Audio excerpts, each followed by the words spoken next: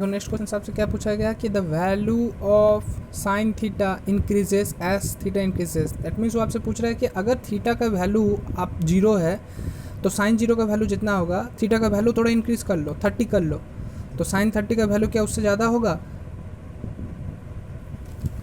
देखते हैं चार्ट में हम लोग को क्या बताया गया है।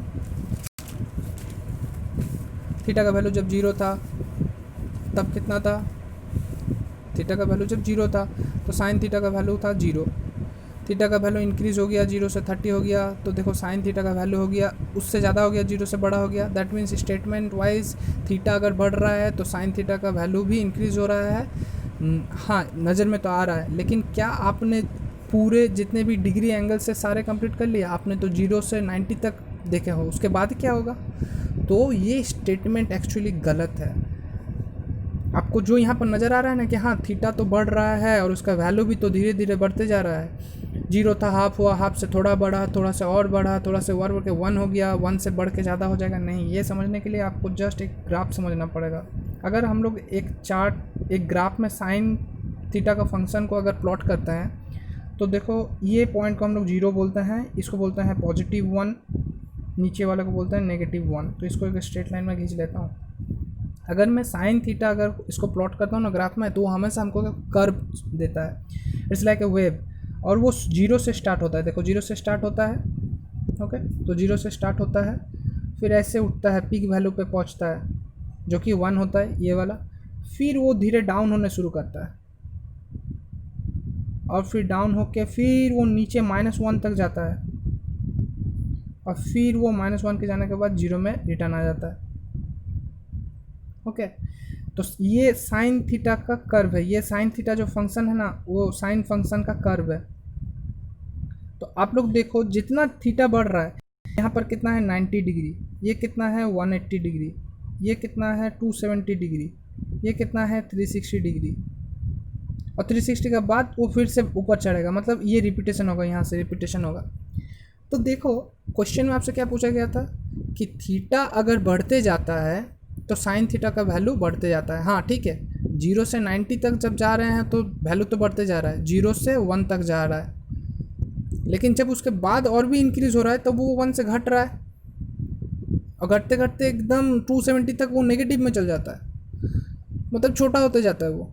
तो ये स्टेटमेंट क्या सही हुआ कि sine theta increases as theta increases? No, not every time.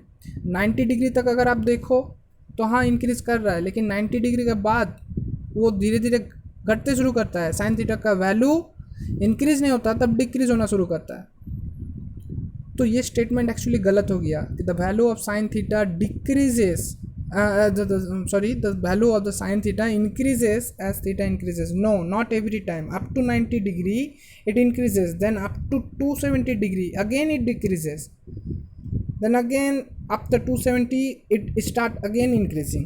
So कभी बढ़ता है कभी घटता है, कभी बढ़ता है कभी घटता है, ऐसे चलते रहता है। तो दिस स्टेटमेंट इज फॉल्स। तो आप लोग जस्टिफिकेशन में इसको कैसे लिखोगे? No, the value of sin theta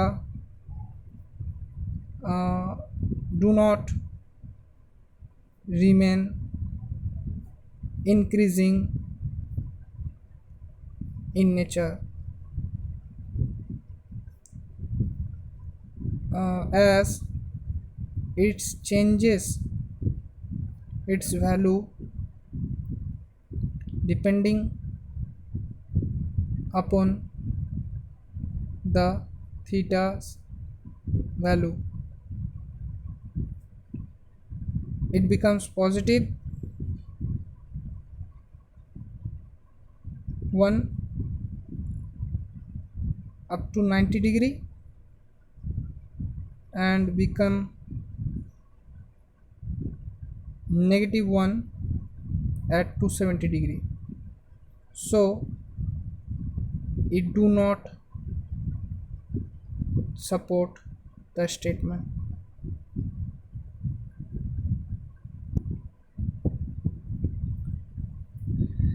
आप लोग इसको अपने तरीके से भी लिख सकते हो, जैसे मैंने लिखा है कि no the value of sine theta do not remain increasing in nature as it changes its value depending upon the theta's value.